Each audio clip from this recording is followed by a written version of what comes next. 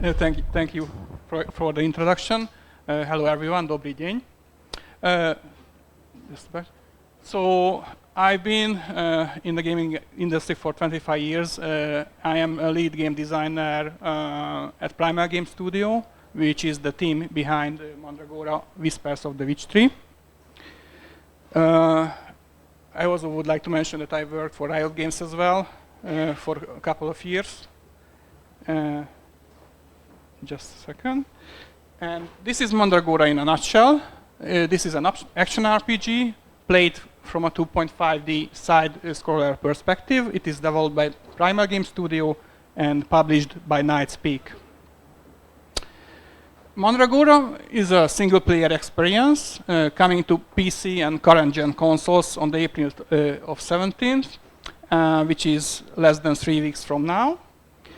And right now it is all available for pre-purchase on PC and Epic Game Store. And if you pre-purchase the game, you instantly gain an access to a game preview and some other rewards as well. And also, before I forget to mention, we just released the free demo of the game for the PC, and you can play it on Steam Deck as well. And it is released for Xbox Access series, and hopefully it will be released on PlayStation 5 next week if we eliminate all the bugs. Okay, this is the team. Primal Game Studio. We are an indie dev team headquartered at Budapest. While our team started as a small team when we began to develop Mandragora, Whispers of the Witch Tree, we grew over the years, and now there are more than 50 awesome developers working on the game. The game originally became as a really simple side-scroller, small-scope gameplay, but over the time and from the feedback we received, the game grew a lot bigger and a lot more complex, and this has been the most complex development process I have ever been working on. And I'm not joking. Here you can see some of the core gameplay systems. Most of them were designed by me. And this is just the surface. So there are dozens of systems which are not visible here, dealing with animations, graphics, user interface, achievements, sound, music, and so on. Attribute system is the base of the game. Everything is built on it, and it has been in the game from the start, and it's changed very little over the 6 years of development process. But we fine-tuned it a lot, and of course the balance is still ongoing. With every day we fine-tune the experience for the players. There are a lot of other systems as well here, but I won't bore you with the details.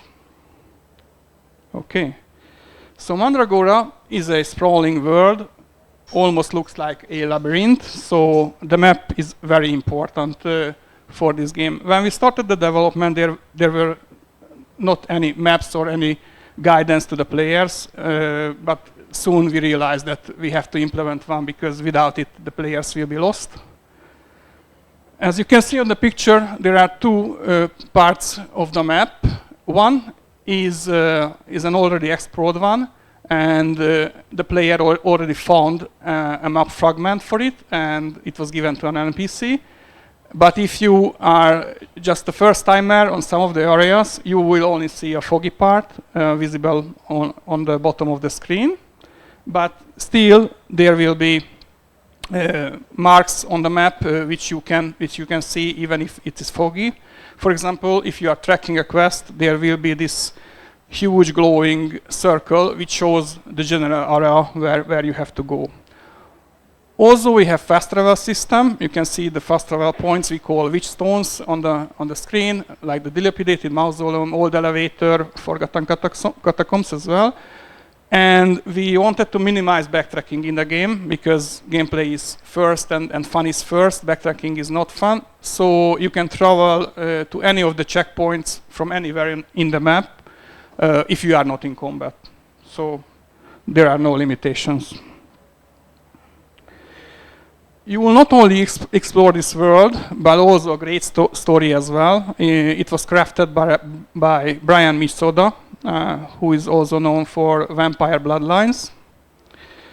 We have 10 main quests in the game with several objectives, 35 secondary quests which are connected to the story but are not mandatory to complete. And also we have 15 bounty quests in the game which are not connected to the story at all, but they have great rewards. Mandragora is also full of dangers. We have a lot of monsters, normal, elite, mini-bosses and bosses in the game. And with our combat system, you can kill them all with your preferred playstyle without a scratch. If you learn how the enemies and bosses behave, you have to study carefully their attacks and movements to do that. But it's possible. We have designed our enemies to offer you a fair fight. They will have visual and animation and sound tells what they are doing, and then you can learn them and act accordingly. If you encounter a mindless zombie, it will not run away from you. It will act as a target dummy. So we designed our monsters to behave in a believable way. A nimble assassin will tumble out of your attacks, and a big giant will try to kill you with one hit, but you can outsmart all of the enemies once you learn their behavior. In the full game, we have 15 complex boss fights with multiple phases, around 20 mini-bosses, and 72 normal enemies. You can use a lot of combat movements to avoid their attacks, like roll, dodge, parry, defend, and of course you can use a lot of your abilities as well to deal them quickly. With all of these enemies, as well as secrets and awesome loot, you will find a lot of explorable areas in 11 huge maps with 75 locations in Mandragora.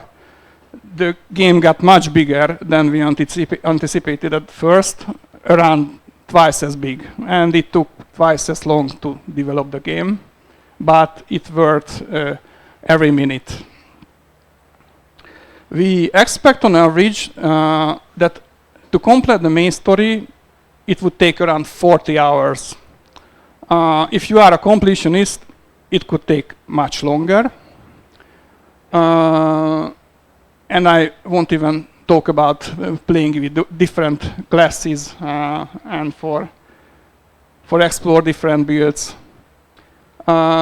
The free demo I mentioned contains around 1.5 hours of gameplay, and the preview version of the game contains about 1/4 of the game, so around 10 hours of gameplay.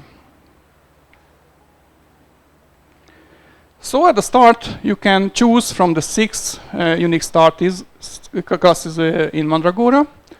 Vanguard is a physical fighter who prefers to fight with two-handed weapons or big shields and wears heavy armor. Spellbinder is a class who wields 100 weapons and a Chaos Relic to cast Chaos spells. Nightshade is a dual-wield dagger assassin class. He is the most nimble of the 6. Flameweaver is an experienced caster in fire magic. Wild Warden is a nature caster, and Vindicator uses celestial energies. So, this is the talent system.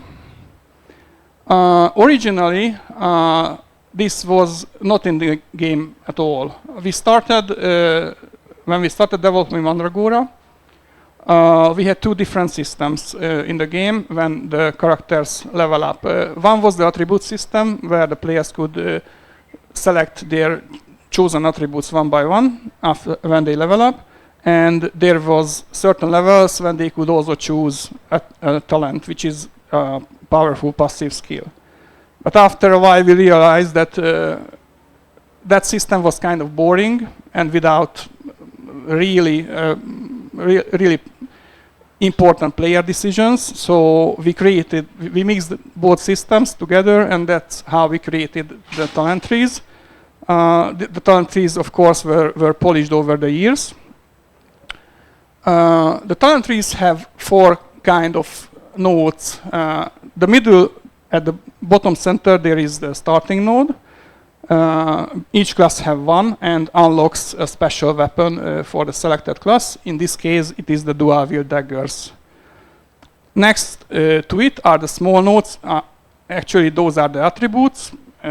Every class can put 1 point to it.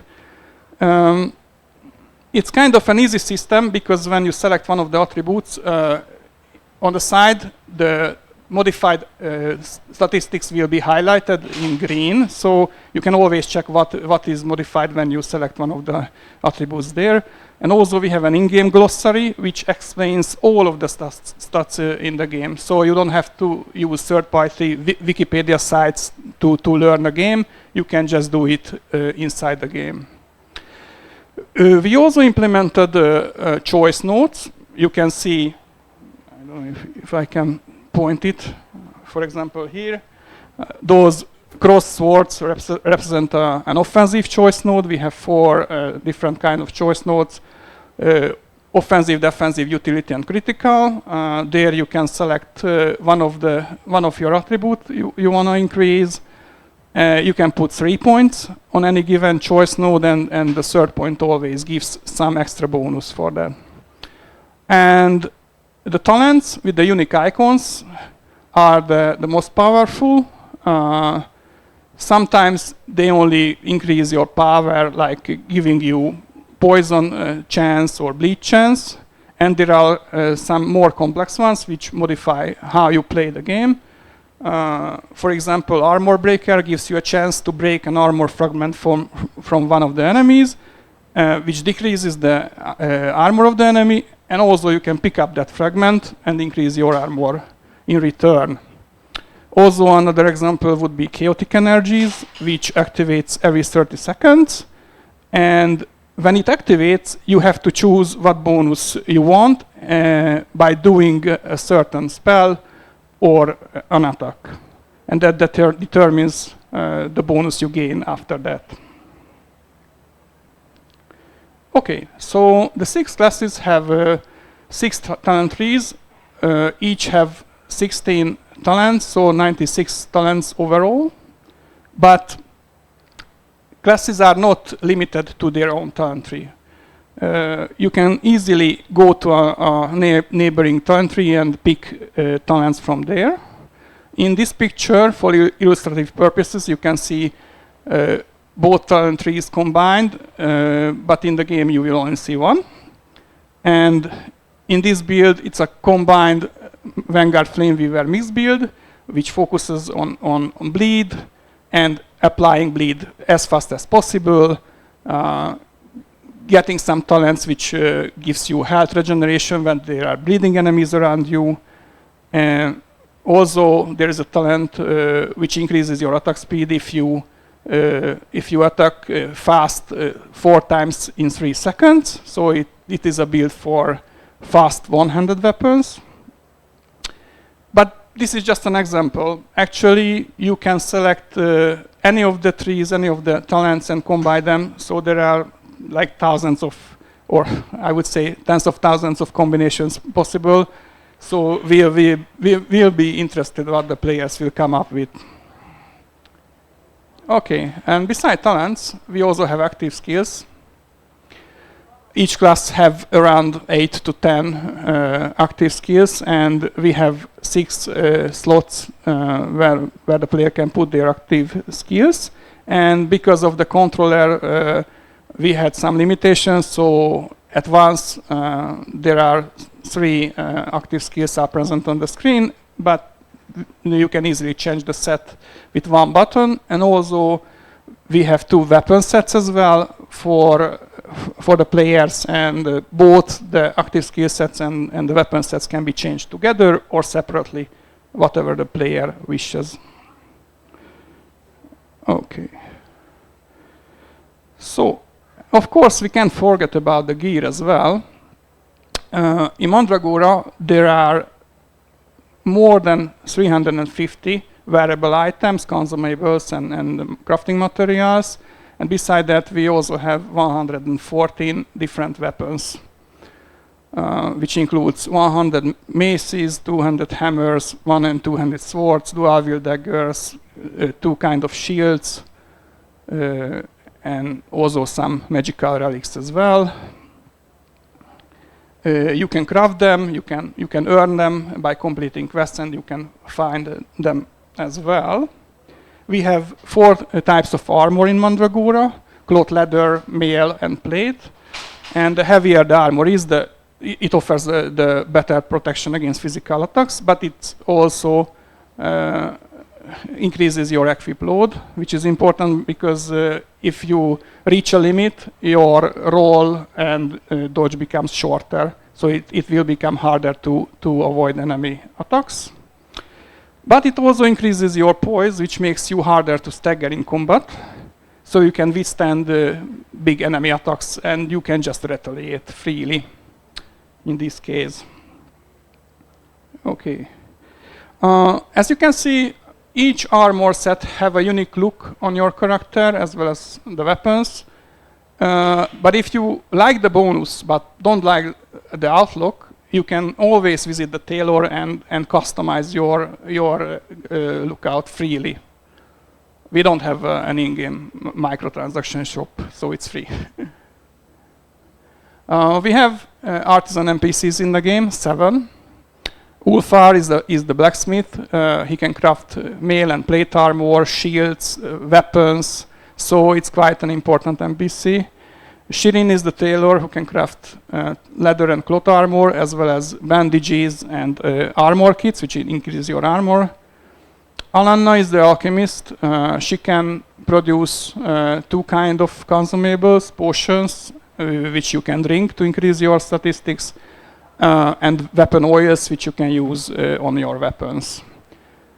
Reese is the occultist. He can craft runestones, which you can enchant your helm, weapon, or armor.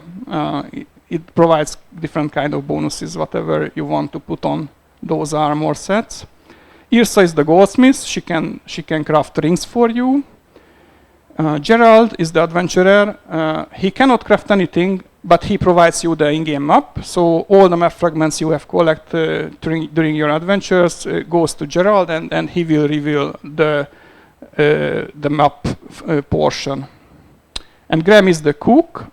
He can produce a lot of kind of dishes, which can increase or refill your health, stamina, or mana. And the better he became at cooking, the higher his level become, the better food he can cook for you.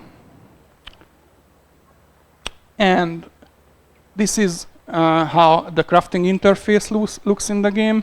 We changed it like a dozen times over the years to provide the best outlook and the most natural use for the players. All artisan vendors starts at level 1, and they gain level as the players craft items, or you can increase their levels by giving them diagrams you can find during your adventures as well. And as they level up, they can unlock new craftable items as well. Each vendor will have its own place in the caravan. Some will move in with their tents, others with their carts, and those tents and carts can also be upgraded for different kind of bonuses in Mandragora. Alright, now let's talk about weapon damage types. So in Mandragora, as a player, you can deal 6 damage types: physical, astral, chaos, fire, wild, and frost. And each damage type have an associated status effects with it. So, for example, physical damage can cause bleed and poison, but it cannot cause burn, as understandable. So bleed is a damage over type effect, which deals damage based on the maximum health of the enemy. So it's quite effective against bosses or mini-bosses. While poison deals a fixed amount of damage, but it can be stacked up to 5 times. So it has a different kind of use. Physical damage type can be increased by strength or dexterity.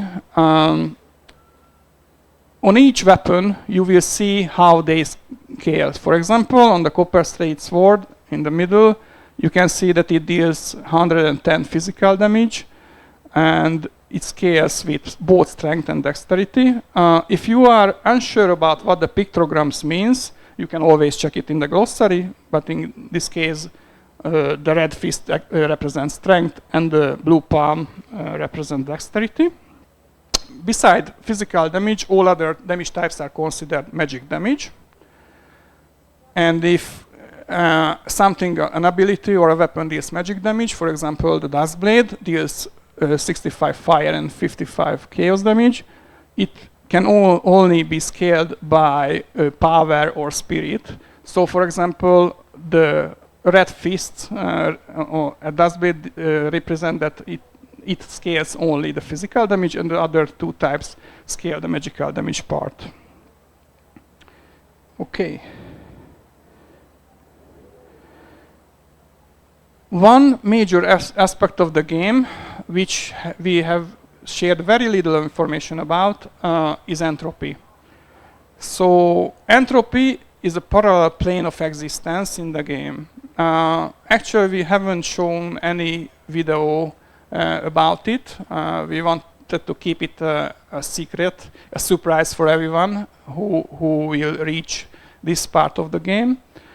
There are a lot of entropic levels in the game which you can reach through portals, and you can enter it. There are special physical rules in these kind of places, and there are tormented versions of the enemies present outside in the world. So you will see a lot of surprises in there.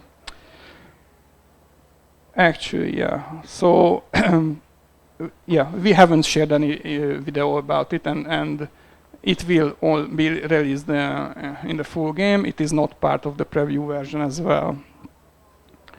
There are around 20 to 25 unique enemies only for the entropy. So actually, this is what Mandragora is. This was the base presentation of the game, and now we can. So guys, if you got any questions, you can just raise your hand. I'll come with mic. So anyone? Okay, you can think about some of your questions, because I have mine ready already. And the thing is that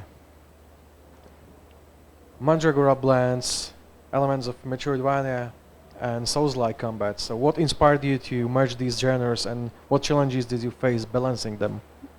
I cannot hear the question. Mandragora, blends elements of Metroidvania and Souls-like. What inspired you to merge these genres, and what challenges did you face balancing them? All right. So when we started developing Mandragora, it was a much smaller game. We imagined it would be a combination of Souls-like and Metroidvania elements. But over the time, we received a lot of feedback. From time to time, we held focus tests, and also our publisher did that too. And we received a lot of feedback. So we moved away from the roguelike, Souls-like, Metroidvania genre, and actually we made Mandragora more like an action RPG with Souls-like combat and Metroidvania exploration elements. Because The decision was made because we realized that only a very narrow slice of the players like both Souls-likes and Metroidvania elements. So we had to widen up and make the game more accessible and enjoyable to everyone. And also we wanted to move out from these two boxes. We wanted to create something unique. And I think we have reached that, because the feedback we have received so far during the last 1.5 years is that anyone who played the game, played the demo, or any of the versions we released since the Kickstarter, was that they can see the familiar elements from Souls-like or Metroidvania games, but what they experienced was a completely new thing, a completely unique and whole experience. Your key influences when designing the setting, and how did you approach world building? So actually that was not in my expertise. I was actually doing the game design part.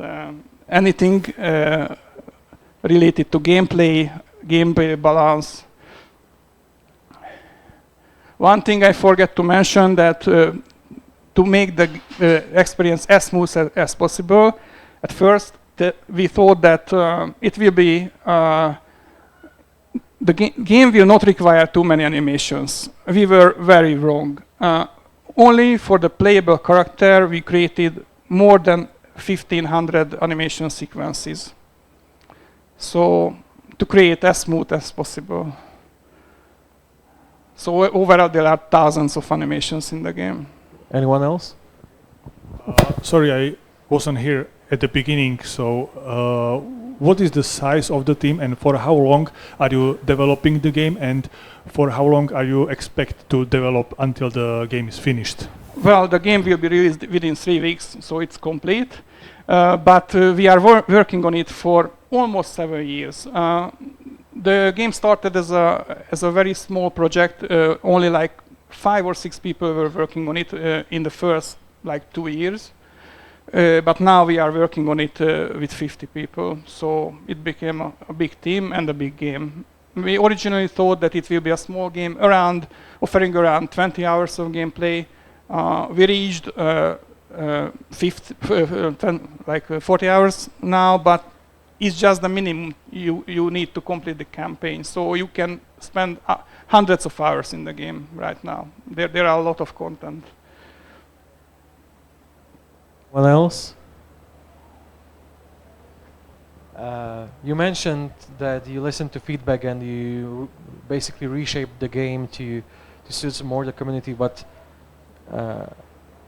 could you be more specific about how the feedback influenced the development of the game, and what are the major changes that you did according to community feedback?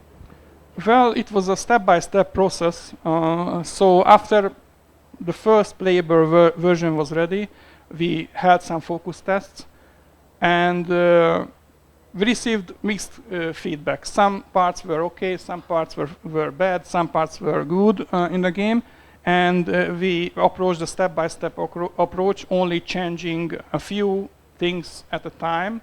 And that allowed us to reach this whole experience. The one time when we first started collecting feedback, the most critic was that the game was clunky and it felt bad to control the character. That's why we smoothed out all the animations. It required a lot of polishing, so if there is an animation sequence in Unreal, there are dozens of animation events in that one sequence, which controls all the gameplay elements. So for example, when the hit frame starts, when the player can cancel the animation, if there are hyper armor frames, and I'm not talking about all the other visual effects and sound effects as well, which need to match the animation. So we started to adjust those things. Beside polishing the animations, we made all of the recovery animations shorter to create as smooth experience as possible. So we wanted to create the animations in a way that there is very little locks in those animations when the player can't control the character. So actually that was the first step. So that's why we started creating a lot of animations, a lot of transitions between animations. And when we decided we start working on a Souls like Metroidvania, we imagined the game that it will be punishing for the players, but that was kind of a bad approach because the players felt that it was punishing and it didn't like it. So we changed our approach and we made the game as rewarding as possible. So when you do the thing in the right way, players are rewarded. You mentioned that the game has been developed for 7 years, and you mentioned that it was funded partially, I expect, from the Kickstarter. So how did you fund such a long development process? Well, at start, from our own pockets. We as a company exist from 2012, and we collected a huge amount of money. And when we started developing Mandragora, we made contracts work before that for publishers, but we decided to move on our way and use the money we collected to create Mandragora. So that was at the start. Of course, we collected money from the Kickstarters and also from our publisher, Knightspeak.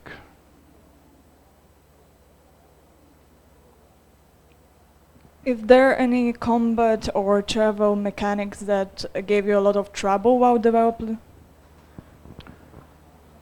Well, for the travel, actually we just changed the travel method in the last month because before that you could only travel between two checkpoints, and there was an easy exploit to move around it. You could cheat in the game by just going into the main menu and returning to the game because the game loaded to the last checkpoint. And we just changed that you don't have to be at a checkpoint, you can travel from anywhere to a checkpoint, so we eliminated that loophole in the game. So actually I'm not joking when saying that the game is in constant polish shape. Yesterday I was polishing some parts of the game which will be part of the release. The movements were really challenging, all of them. The dodge, the roll, based on your equip load, these movements take you like shorter and longer duration and distance. So we had to balance all that. It should feel kind of punishing when you are overburdened, but you still can do it, so it's not that punishing. So we are talking about moving like 1 frame at a time, which is like a very small amount of time, and then test it to feel how it feels and adjust it further. So all of these movement skills were kind of a pain in the ass over the years. You mentioned that you have plenty of animations and you require like precision of the movement. So how did you like solve it? Did you you gave like strict constraints to the animators, like the animation cannot have this much more than this duration, or how did you approach that? Yes, we have strict constraints that for example, just an example, an enemy stagger animation must be at least 26 frames long and not longer than 31. So there were strict rules to the animators, and not just for this, but all like preparation animations, all of the player attacks, how long should it take to make one hit. It's around 14 frames right now, but it had to be defined for all of the weapon types. So it's faster with dual wield daggers, it's slower with hammers. All right, okay. So, and not just that, but we had to create all of these animations when the player is in the air, or when they are rolling, and from the roll at which frame the player stand up and can initiate an attack. So that was a really hard part, and it took a lot of iterations. Sorry, what is the reception of the game so far, since you mentioned it's released? So we have released the free demo last autumn. It was in the Steam demo part, and it received 93% positive feedback. So it was quite good. We have almost 300,000 wish lists, so we are in the top 100 on Steam, which is a quite achievement, I think, quite a big one. So, but it was not luck. It was a lot of work. We had to constantly working on it. We had to be present on all social media. We had to send demos out to streamers. So we had to do everything in our arsenal.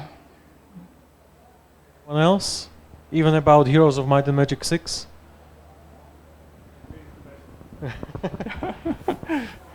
Okay, so the last one, because that's actually related to the thing you already said, that the game is released in 3 weeks. So what's next? Any post-launch plans or new game or? Yes, there will be 2 DLCs, free DLCs. First one is the permadeath mode, which will be permanent death for your character, but you can continue the game in normal mode if you die. And the other one will be the New Game Plus DLC. So those are the plans for Mandragora right now. And of course, we are planning on new projects as well beside it.